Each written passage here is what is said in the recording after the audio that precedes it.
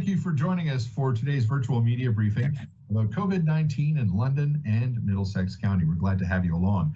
Also happy to be joined this afternoon by the Mayor of London, Ed Holder, the Warden of Middlesex County, Cathy Burghardt-Jesson, the Chief Medical Officer at London Health Sciences Centre, Dr. Adam Dukelow, and the Medical Officer of Health at the Middlesex-London Health Unit, Dr.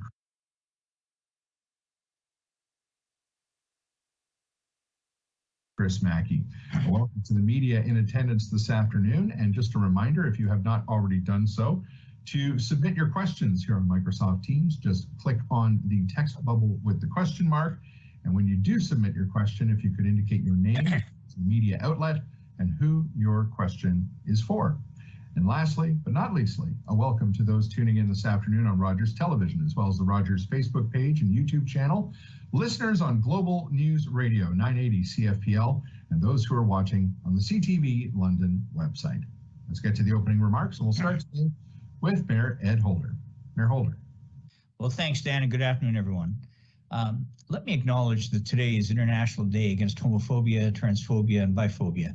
So on this day, we reaffirm our solidarity with members of the lesbian, gay, bisexual, transgender, and intersex community in London, Middlesex, and raise awareness about the work still needed to combat all forms of discrimination. Now, today is a good day. We've matched our lowest single-day case count since mid-March, and we've now gone 8 consecutive days with cases below 100. Again, that hasn't happened since March. And that's real progress. It is encouraging, as these recent trends may be. I'm particularly excited for tomorrow, because tomorrow is the day so many across London Middlesex have been waiting for, basically since last March, if you can imagine, of last year. As of 8 o'clock tomorrow morning, anyone who is 18 or older, including anyone turning 18 later this year, can book their COVID-19 vaccination appointment. This is truly a landmark day, not only for London Middlesex, but for all of Ontario. Opening up appointments to everyone aged 18 and older is a phenomenal milestone and comes 1 week earlier than expected, thanks to the stronger supply of vaccine than previously forecast. And we do have significant quantities of vaccine. What we need now is for demand to keep up with supply. When did we ever hear that before?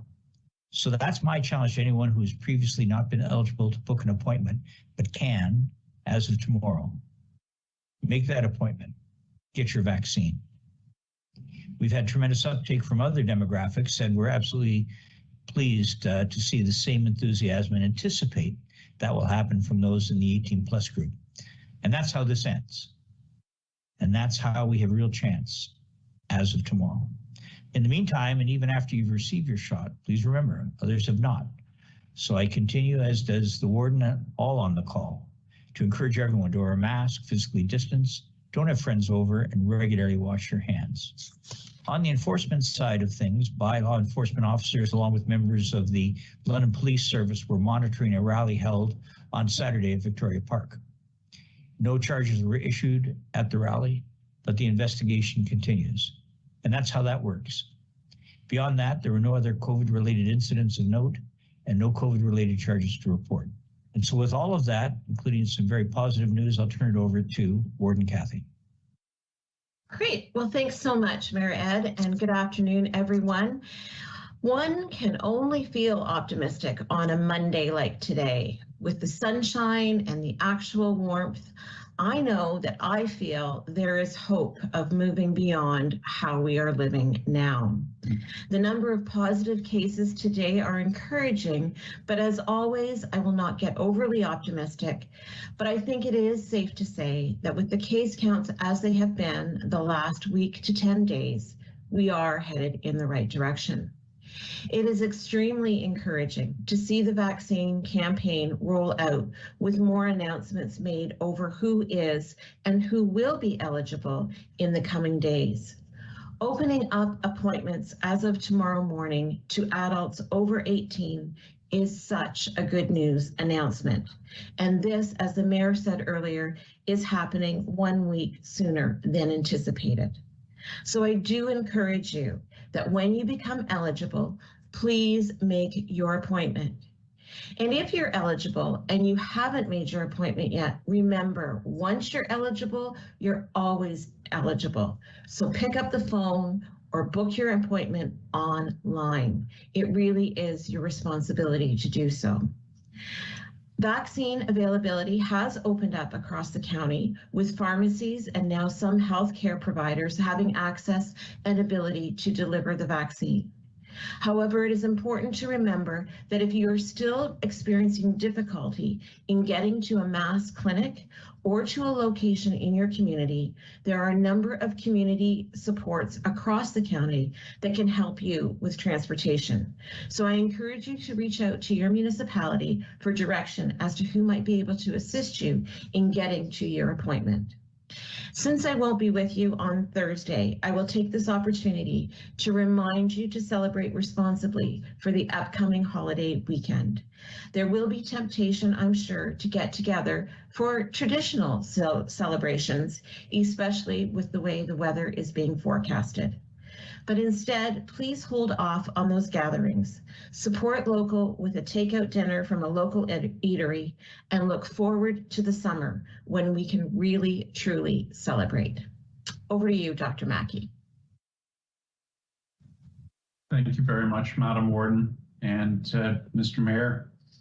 It is truly a day to celebrate today, with everyone born 2003 or earlier becoming eligible tomorrow morning. That will, as always, be through the covidvaccinelm.ca website, and we're very much looking forward to that. We have a vaccine supply issue that continues in our community. Right now, we have capacity in the next 4 weeks of vaccine booking for about 24,000 people. Unfortunately, in that age group, there are about 135,000 people in this area. So about, one dose available for every 5 or 6 people in that age group. We are working with the province to try and identify whether additional vaccine supplies can be made available in time for the booking rush that we expect tomorrow morning, and are remaining hopeful that that will be the case. Also very exciting to hear the announcement from the province that we will be able to move to school-age children, aged 12 to 17, as of May 31st. One thing that's not entirely clear is the age for the 12-year-olds. As we know, the category of age has been around people turning that age by the end of the year. With the 12 to 17, we don't anticipate that will be the same, because the vaccine approval at the federal level is for 12-year-olds and older, not for people born in the relevant year. So we anticipate that people that are turning 12 later in this year will become eligible as they turn 12 later in the year. An important update on our case count from today. You did see 25 cases reported. That is not an accurate count. Unfortunately, the provincial website the provincial program that tracks COVID cases and reports them from the labs to local public health went down at about 5:45 yesterday in the afternoon. And we do usually get many cases that are reported through the lab systems in the evening. So that 26, it is hopeful. The numbers have been quite hopeful over the last several days, but 26 is not the case count from yesterday. Those cases will be reported as part of today's count, which comes out tomorrow. And we do anticipate a bump in our Monday numbers. I have some unfortunate news to report. We did have a case over the weekend of a fatality in a person who was vaccinated, not fully vaccinated with 2 doses, but they had been vaccinated more than 14 days prior. It was a person over age 80. We know that this is not a surprise. The most important reminder in that case is that it's so important to maintain the COVID prevention measures other than vaccination. Vaccination is very effective at preventing severe COVID outcomes, but it is not 100% effective. You absolutely need masking, distancing, and avoiding unnecessary gatherings at this stage when we still have significant numbers of COVID cases being reported every day. Based on this death, we did take a look. The death was a person over age 80, and we did look closely at all of the people over age 80 that have passed due to COVID since April 1st, which is about when we had 80% of that population vaccinated. There was one other death that we identified where the individual had been vaccinated more than 14 days earlier. Other than that, the total was 8. There were 8 deaths in people over age 80 since April 1st due to COVID. And the other 6 deaths were in people who had not developed antibodies or had not been vaccinated at all. So that is actually, when you look at the comparison, it's quite encouraging to see that in that time period, we only had 2 deaths for people that had had any vaccine prior to 14 days earlier. And the rate in those who had not been vaccinated was much, much higher. Again, another sign that the vaccine campaign is working incredibly well here. With that, Dan, happy to pass to Dr. Dukelow. Thank you very much, Dr. Mackie, Mayor Holder, and Warden Burghardt-Jesson. And thank you to the media and public for attending today's briefing. I'll give a brief update on what's happening at London Health Sciences Centre as we continue to battle through this pandemic. As of this morning, we're caring for 49 COVID-19 positive patients, 23 are in critical care. And of those 49, 38 are from our normal sort of referral network, London and surrounding communities, and 11 have been brought in from outside the region. I also want to note that while our COVID-19 numbers are decreasing, we are still caring for 40 patients that have recovered from COVID, but still remain in hospital. So we have a very evidence-based, careful system whereby we deflag patients who have been treated for COVID at a certain point in their illness because they are no longer infectious to others, but they still require medical care. So that's the number of 40 patients in hospital today with that in that situation. We want to be transparent that it will take some time before we see significant improvements to our overall capacity. At the same time, we're encouraged by the ongoing signs and stabilization across the entire system, and we continue cautiously optimistic as we look to the weeks ahead. I want to thank our community for continuously supporting us by following the stay-at-home order, public health guidance, and getting vaccinated as soon as eligibility allows. I'll join my colleagues on the call in the joy of recognizing that people over 18 can be vaccinated across the province as of tomorrow. Even as more Canadians get their shots, though, the public health measures, as Dr. Mackie just mentioned, of physical distancing and masking continue to be very important. And I remain confident that our community will support each other and our hospitals and acute care system by following the measures Dr. Mackie and his colleagues have put in place. Lastly, I want to remind everyone that our hospitals are safe. Our emergency departments are open 24 hours a day, 7 days a week. Please do not delay seeking care for your medical emergencies. We are here and have the capacity to care for you. Thank you again for taking the time to join the briefing today, and I look forward to your questions. Thank you, Dr. Dukelow, Dr. Mackie, Mayor Holder, and Warden Burghardt-Jesson. Let's go to the questions. We do have a lot of them in the queue. We'll start with Jennifer Beeman at the London Free Press. Dr. Mackie, how many appointments will you have available to book when the 18 and over crowd becomes eligible tomorrow morning? Did this announcement come as a surprise? Thanks for the questions, Jennifer. I did mention that we have 24,000 appointments available in the system. There are about 3,000 appointments that become available each day. So if people have trouble booking tomorrow morning, they should try again at 8 a.m. the following day. Did it come as a surprise? We did have a bit of information coming in over the weekend around moving schedules up, but we didn't have precise information. Happy to have it today. And in terms of pivoting our system, we are ready. We do need more supply here. Thank you, Dr. Mackie. And another question from Jennifer Beeman. Dr. Mackie, is the health unit increasing staffing or extending hours at mass vaccination clinics to handle this giant cohort? What will this mean for high priority healthcare workers who are trying to move their second shots earlier? Yeah, so the question of hours and staffing is really more of a question of supply than the question of this cohort. We have more than enough staff to vaccinate with the number of vaccines that we have. If we had additional vaccines coming, we would be able to increase the staff, but at this point, that hasn't happened yet. Thank you very much. The next question, Mayor Holder and Dr. Mackie, this one is for you from Jennifer Beeman. She's looking for some response to this question. Of the 642 pharmacies in the province now offering Pfizer and Moderna shots, there are none in London. Are you angry that London was once again left behind in the pharmacy rollout? How important will pharmacies be to taking the pressure off mass vaccination sites? Mr. Mayor, did you want to start on that? Thanks very much. Thanks, Jennifer. I appreciate that. The second part first, am I angry that London was again left behind? Let me say this. We know that that part of the priority with these pharmacies is to ensure that that we also take care of our hotspots where, frankly, the numbers are running rampant. That is never a good sign.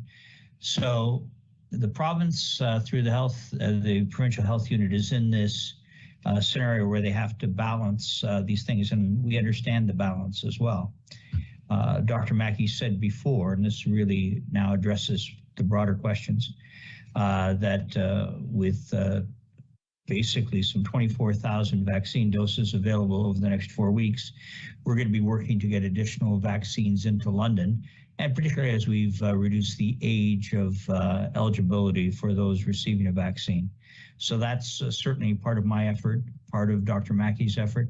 I can say this, what I'm confident about is that if the vaccines were readily available, they would be in London.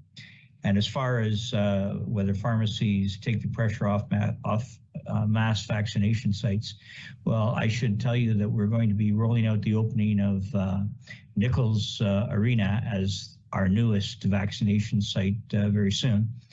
And so that will be another geographically situated site where people can take their vaccines. But hats off to pharmacies that have done great service in the distribution for people. You know, we have some 40 pharmacies across London and Middlesex, and I think the pharmacies have done a tremendous job.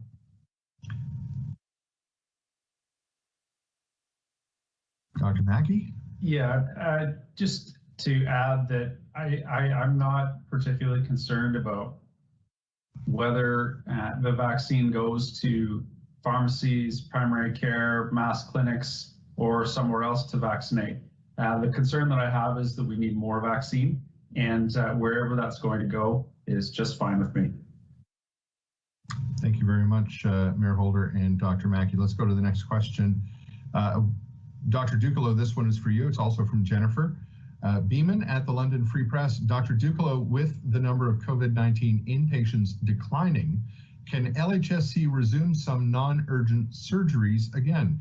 Is LHSC working with the province to adjust the directive? It's a great question, Jennifer. And we cannot resume any non-urgent surgeries until there are changes to Directive 2. We anticipate that will happen in the coming days or week or so.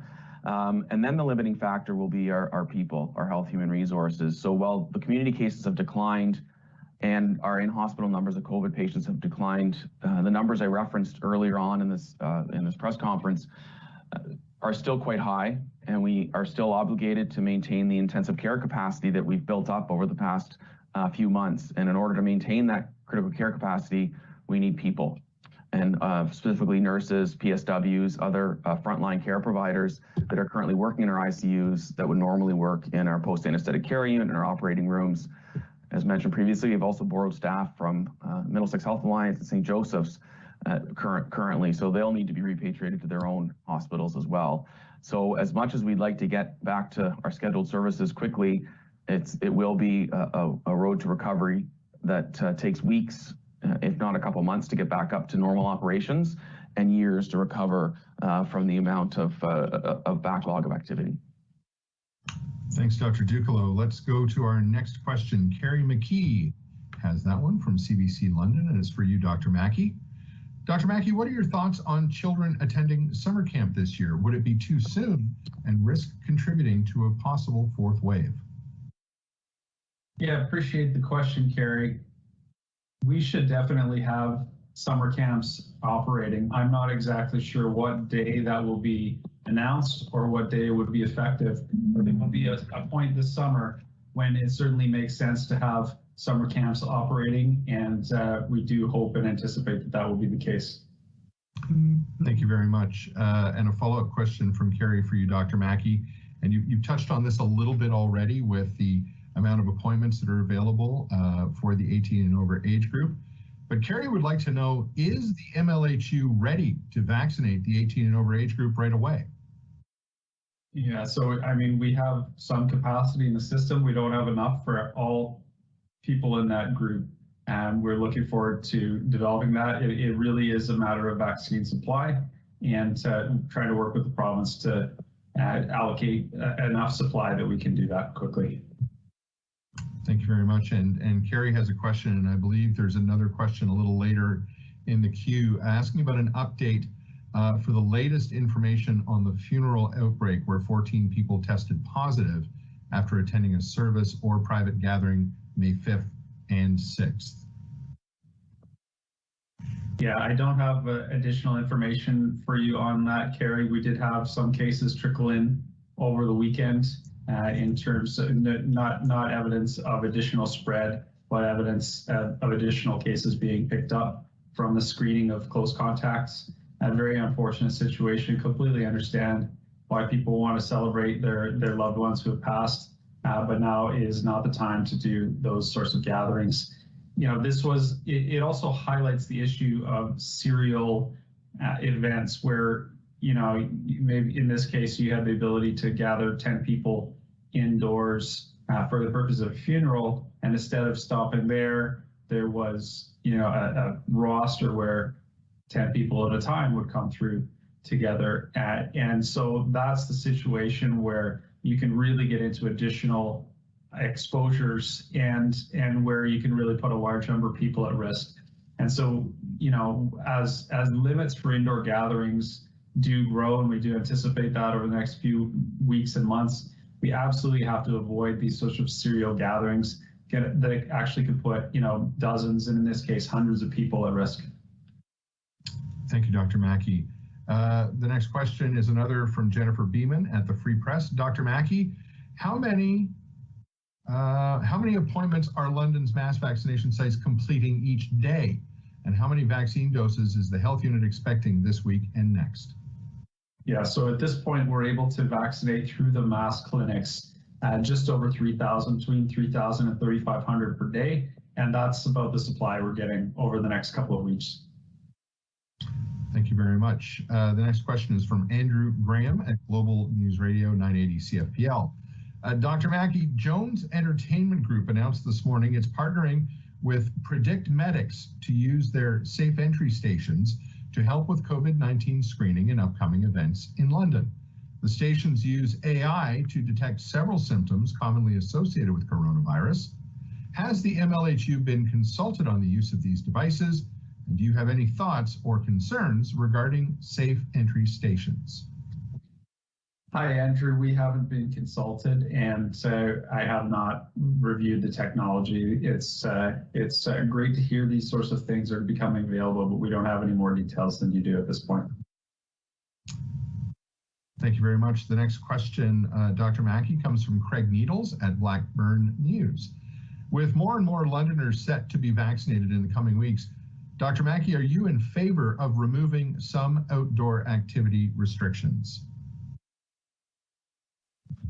Yeah, I think over the next few weeks, we will have the opportunity to do more things outdoors. I don't have an exact date at this point. I can tell you that our case counts per day are still at a rate that are, you know, not supportable long term in terms of our public health capacity. You know that there's intense pressure on the hospital system across the province.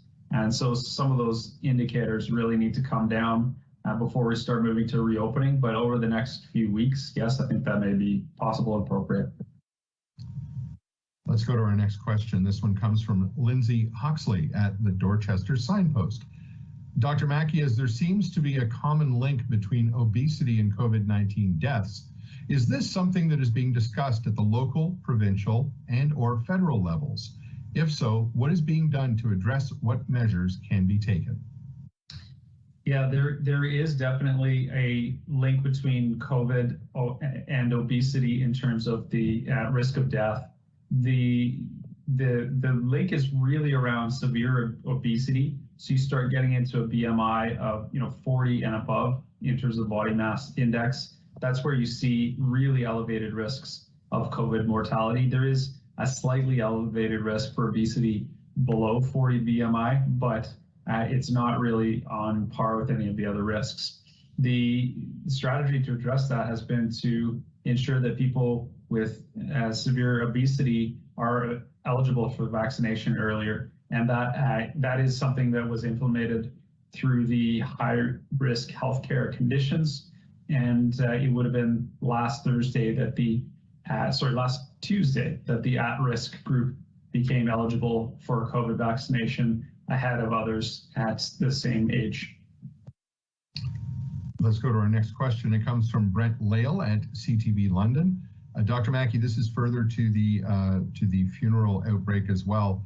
Brent would like to know whether it was the visitation, church, cemetery, or private gatherings that is the link to the majority of the cases. Yeah, it appears to be that the visitation was more of the link, but all of those exposures generated, close contacts that had to be tested, and some from each of those would have been coming back positive at this point. Thank you very much. Next question is from Wendy Spence at the Dorchester Signpost, and this one is for Dr. Dukelow. Dr. Dukelow, what is the basic treatment protocol, medications, ventilators, etc., used when someone goes to the hospital with COVID, both in a regular unit and in the ICU? Thanks very much for the question. So this is something that's clearly evolved over the past 13 or 14 months as we've battled through this pandemic. And it really depends on the severity of illness as to how patients are treated that have COVID. Patients with milder symptoms that don't require oxygen are often discharged home with information to watch for and when they should return. Some of them that are a little more sick, but not sick enough to be admitted to hospital, would be monitored at home either by their primary care doctor or locally by our London Urgent Care COVID clinic that's run by some of our respirologists and internal medicine specialists. Moderately ill patients would be admitted to the ward, to a ward bed, receive medications such as steroids, antiviral, and something called a biologic medication. They also receive what we would call supportive care, such as oxygen and intravenous fluid, somewhat even beyond what's called high flow oxygen, which we can offer in certain wards of London Health Sciences Centre. And lastly, the most critically ill patients would receive similar therapies to what I mentioned for the moderately ill population, but often require more invasive supportive care like breathing tube or mechanical ventilation or medications to increase their blood pressure. That's a very high level overview, and there's a lot more detail behind that, but happy to have a follow-up conversation if that's necessary. Thank you, Dr. Dukelow. Dr. Mackie, next question is from Andrew Graham, again at Global News Radio. Will the updated vaccine eligibility have any impact on when the upcoming mass vaccination sites plan to open? Yeah, it won't have an impact. And again, it's because of the vaccine supply issue. We have far more capacity in existing clinics. We are, as the media knows, planning to open our 4th mass clinic in the area at Nichols. That will be a week from tomorrow. And that will, again, create even more capacity. So really, it's the vaccine supplies that are limiting the opening, not the eligibility cohorts. Thank you, Dr. Mackie. Let's go to the next question.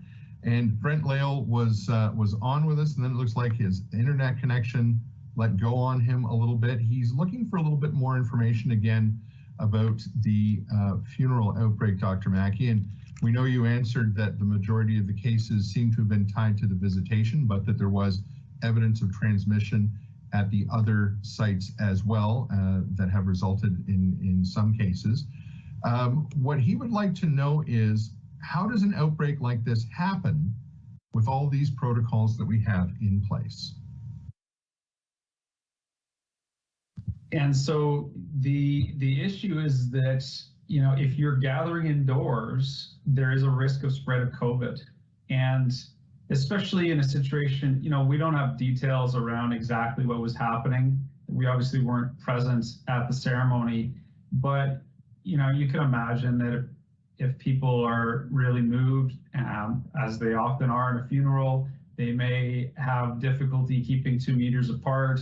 You may even get some, you know, people feel that it's worthwhile to give a hug, even if that's not within the rules. And so the situations like this, where there are high emotions and a lot of people gathered, really do generate higher risk than any of us should be exposed to at this point. So a very unfortunate situation. One of the things we've done is try to remind operators around the issues of these serial gatherings, that they really aren't within the spirit of the regulations, and that they put their customers and potentially their businesses at risk. Thank you very much. And our last question, Dr. Mackie, comes from Jennifer Beeman, and this one is for you. Do you have a timeline for opening the 5th mass vaccination site? Is it dependent on getting more vaccine supply?